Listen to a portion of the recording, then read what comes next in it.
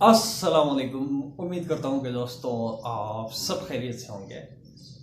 Civil procedure code की पहली lecture के साथ आप लोगों की खिदमत में हाजिर हूँ। इस लेक्चर में हम section 10 doctrine of res sub जुडिस discuss करेंगे।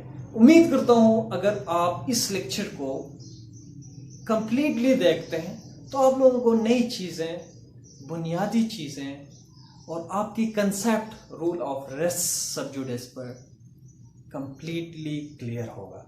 तो चलिए जी, सबसे पहले यहाँ पर एक छोटा सा रिक्वेस्ट आप लोगों से करूंगा कि अभी तक अगर आपने हमारे चैनल को सब्सक्राइब नहीं किया है, kindly go ahead and hit the subscribe button. देखो, आपको क्वेश्चन दिया जाता है कि under which circumstances a court shell stay the proceeding.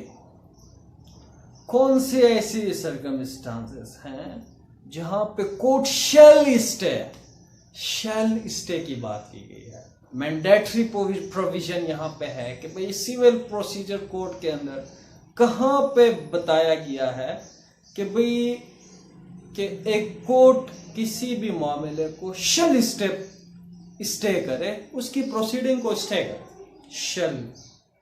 तो आपको सेक्शन 10 के अंदर बताया जाएगा रूल ऑफ रेस सब जुडिस के बारे में, जहां पे उसकी मतलब की तरफ आते हैं। इसकी कंप्लीट डिटेल हम पढ़ेंगे रेस सब जुडिस के। लेकिन सेक्शन 10 के अंदर शैल स्टे के लिए कोर्ट ने थोड़ी सी कंडीशन रखी है कि अगर ये कंडीशन फुलफिल हो तो court shell stay the proceeding. तो आपने वो कंडीशन भी मेंशन करनी है, और अगर कंडीशन फुलफिल ना हो तो फिर कोर्ट क्या करेगा। अगर कंडीशन फुलफिल हो तो जाहिर सी बात है स्टे करेगा प्रोसीडिंग को।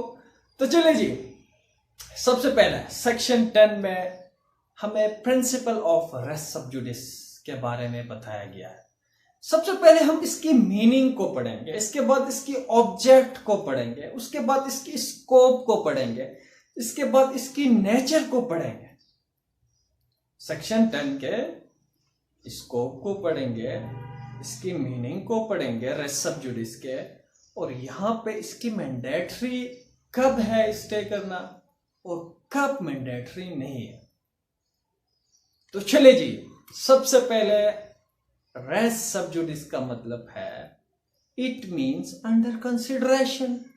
अगर कोई मामला अंडर कंसिडरेशन है, कोर्ट के सामने है, एक इशू ऑलरेडी कोर्ट के सामने है, सब्सटेंशियल इशू,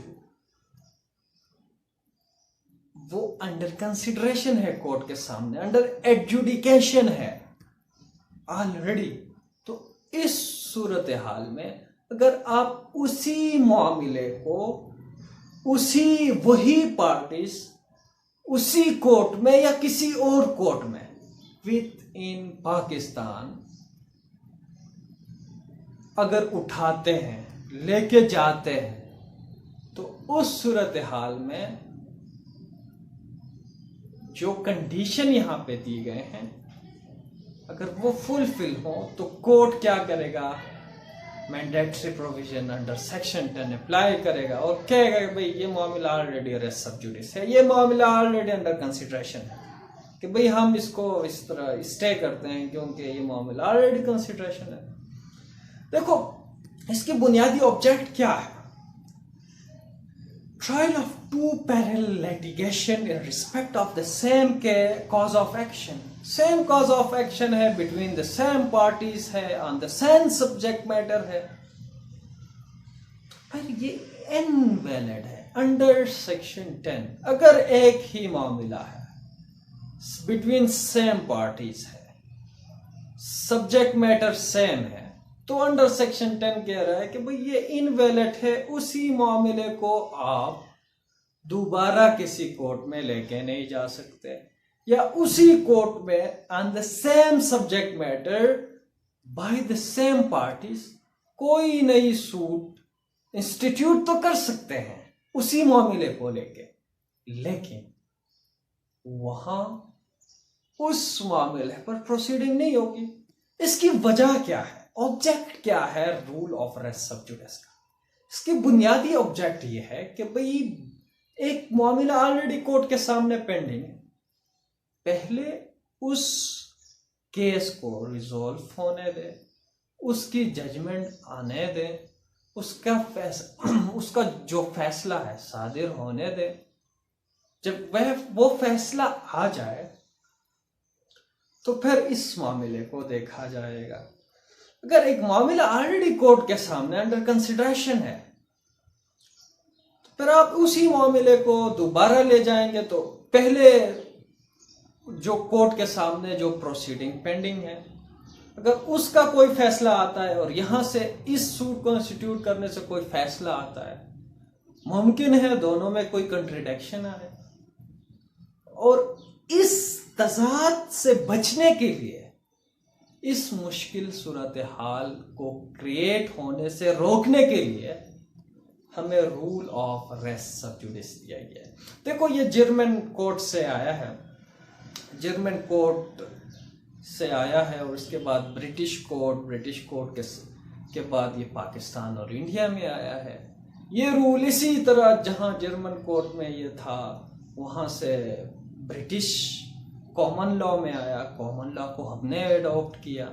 तो ये जो प्रिंसिपल है, ये जो डॉक्ट्राइन है, ये जर्मन कोर्ट से आया है। तो चलिए जी, इसका बुनियादी ऑब्जेक्ट मैंने आप लोगों को बताया कि भाई जहां पे दो मुख्तलिफ कंट्राडिक्टरी जजमेंट आ सकते हों, उनको रोकने के लिए यहां पे इस प्रिंसिपल को क्या किया, वाज़ेह किया गया है। लेकिन यहां पे कंडीशन दिए गए हैं कि भाई अगर इन केस ये जो कंडीशन फुलफिल हो तो फिर जो है rule of res sub जुडिस apply होगा, तो किसी भी प्रोसीडिंग को रोका जा सकता है। Object of the doctrine is to end of justice, so to avoid the multiplicity of suit, कि भाई एक ही मामले को 4 कोर्ट्स पे लेके गए हैं आप, एक में एक किस्म का जजमेंट आता है, दूसरे उसके कंट्राडिक्टरी आता है, तीसरे में एक किस्म का जजमेंट आता है, चौथे में किसी और किस्म का जजमेंट आता है। तो इस चीज को रोकने के लिए जो है क्या किया गया है, इस डॉक्ट्राइन को इजाद किया गया। इसके चंद एसेंशियल्स हैं। There are certain ingredients of rule of res sub judice। अगर कोर्ट चाहे कि किसी भी केस को, किसी भी प्रोसीडिंग को स्टे करे, तो उसके लिए जरूरी है कि वो मंदरज झेल चीजों को मद्देनजर रख के बिफोर स्टेइंग द प्रोसीडिंग, सबसे पहले कोर्ट को देखा जाए कि भाई ये कोर्ट पाकिस्तान के अंदर है, पाकिस्तान के टेरिटरी के अंदर है। अगर ये प्रोसीडिंग पाकिस्तान के टेरिटरी के अंदर है, on the same subject matter between the same parties, तो फिर कोर्ट देखेगा, ये एक इंग्रेडिएंट हो गया सेक्शन 10 के, कि भाई section 10 rule of res sub जुडिस, कि भाई एक मामला ऑलरेडी पेंडिंग है under the territorial limit of Pakistan, दूसरी ये कि on the same subject between the same parties, और जो matter directly and substantially on issue है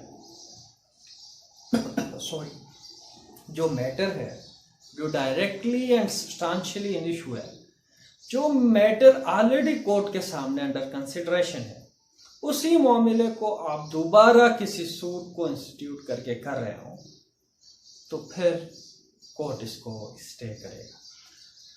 court have jurisdiction to grant relief. अगर कोर्ट के जुरिस्डिक्शन है कि भाई उस मामले को रफा दफा करे। अगर एक कोर्ट के सामने जुरिस्डिक्शन ही नहीं है, वो किसी कोर्ट के सामने पेंडिंग है, लेकिन उसके पास जुरिस्डिक्शन नहीं है, तो उस सूरत हाल में रेस सब जुडिस अप्लाई नहीं होगा। अगर कोर्ट के साथ जुरिस्डिक्शन है, तो फिर rule of res sub जुडिस apply हो। इसके अलावा यहां पे एक बात जहन में रखें कि फॉरेन कोर्ट में अगर कोई केस पेंडिंग है on the same subject between the same parties, on the same substantial issues, foreign court में है, पाकिस्तान के टेरिटोरियल लिमिट से बाहर है, अगर on the same subject Pakistan के किसी कोर्ट में उस केस को उठाया जाता है, उस मामले पर सूट इंस्टीट्यूट किया जाता है, तो उस सूरत हाल में हाई कोर्ट के पास ये इख्तियार है कि ऑन द बेसिस ऑफ इस्तिहसान, इंसाफ को मद्देनजर रखते हुए, इक्विटी के प्रिंसिपल को मद्देनजर रखते हुए, इंसाफ की खातिर only high court can apply the rule of res sub judice. Pakistan के किसी दूसरे सबऑर्डिनेट कोर्ट्स को यह इख्तियार नहीं है कि वो रूल ऑफ रेस सब जुडिस को किसी फॉरेन केस पर अप्लाई करें। सबऑर्डिनेट कोर्ट के बारे में यह कहा गया है कि भाई सबऑर्डिनेट कोर्ट जो है इस मामले को नहीं देखेंगे, भाई फॉरेन कोर्ट में अगर कोई केस पेंडिंग है, अगर वो पाकिस्तान में भी किसी कोर्ट में इंस्टीट्यूट होता है तो यहाँ भी प्रोसीडिंग हो सकता है, लेकिन हाई कोर्ट के पास ये अख्तियार है कि वो किसी भी ऐसी स्टे को, किसी भी ऐसी प्रोसीडिंग को स्टे करे। तो चलिए जी, इसके अलावा इसका जो स्कोप है ऑन सिविल प्रोसीडिंग है, इसकी जो स्कोप है ये क्रिमिनल प्रोसीडिंग पर अप्लाई नहीं होता, रेस सब जुडिस। इसके अलावा इसकी नेचर जो है ये मैंडेटरी है, जब कंडीशन फुलफिल हो रेस सब जुडिस अप्लाई होगा, कोई भी प्रोसीडिंग स्टे होगी when the condition are fulfil. Condition मैंने क्या कहा, पाकिस्तानी कोर्ट में कोई मामला है, अगर फॉरेन कोर्ट में है लेकिन हाई कोर्ट उसमें इंसाफ के उसूलों के खातिर अगर कोई किसी केस को स्टे करता है तो ठीक है, वरना सबऑर्डिनेट कोर्ट को ये इख्तियार नहीं है। On the same subject matter हो और इसके साथ बिटवीन द सेम पार्टीज हो, ऑन द सेम टाइटल हो। ये क्या है, इसकी एसेंशियल इंग्रेडिएंट्स हैं।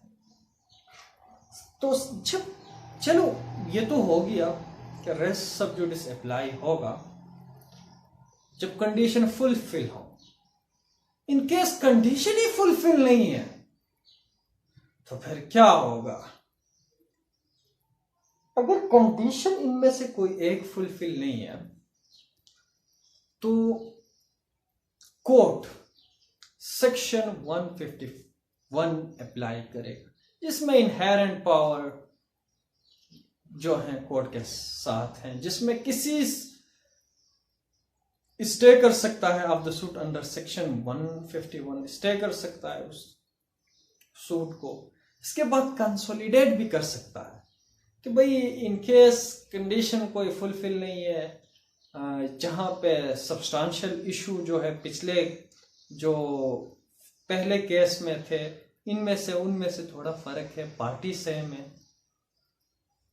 तो उस सूरत हाल में यहाँ पे कंडीशन फुलफिल नहीं है तो कोर्ट उनको कंसोलिडेट करेगा, एक दूसरे के साथ क्या करेगा, जम करेगा और एक ही सूट में क्या करेगा, उनको क्या करेगा,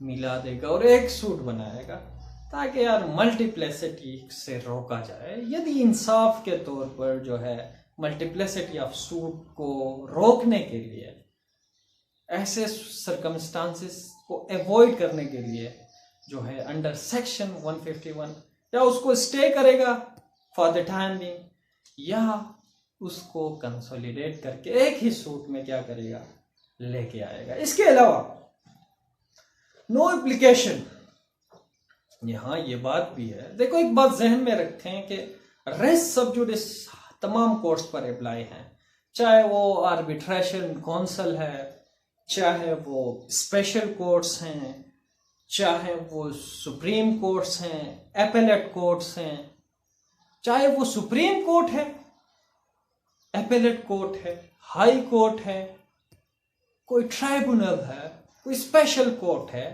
क्या आर्बिट्रेशन काउंसिल है। तो रूल ऑफ रेस सब जुडिस हर जगह अप्लाई होगा, क्योंकि यहाँ पे बुनियादी ऑब्जेक्ट जो है to avoid the multiplicity of suit, जहाँ पे मल्टीप्लिसिटी होंगे, एक कोर्ट का अलग डिसीजन, दूसरे का अलग डिसीजन, तो यहाँ सारा निज़ाम दरहम बरहम हो जाएगा। तो इस सूरत हाल को अवॉइड करने के लिए क्या किया गया है, रूल ऑफ रेस सब जुडिस, ये डॉक्ट्राइन इजाद की गई है। इसके अलावा ये जो रूल ऑफ रेस सब जुडिस है, ये मंजिल केसेस पर जो है अप्लाई नहीं होगा। इनमें नो एग्जीक्यूटरी प्रोसीडिंग, अगर कोई प्रोसीडिंग है वो एग्जीक्यूटरी प्रोसीडिंग है, वहां पे rule of res sub जुडिस apply नहीं होगा। आर्बिट्रेशन प्रोसीडिंग है, वहां पे rule of res sub जुडिस apply नहीं होगा। इसके बाद proceeding under section 83 of transfer of property act, TPA, transfer of property act, TOPA। इसके अलावा मनी सूट्स हैं और उसके बाद फॉरेन कोर्ट्स हैं। मैंने आप लोगों को पहले भी बताया, लेकिन फॉरेन कोर्ट्स पर भी अप्लाई होगा जब हाई कोर्ट इंसाफ के उसूलों के खातिर इसको इंसाफ के लिए मद्देनजर रखे और रेस सब जुडिस को अप्लाई कर सकता है। तो चले जी, आज के लिए इतना ही। मुझे दीजिए इजाज़त, अपना बहुत सारा ख्याल रखिए। अल्लाह हाफिज़, बाय बाय।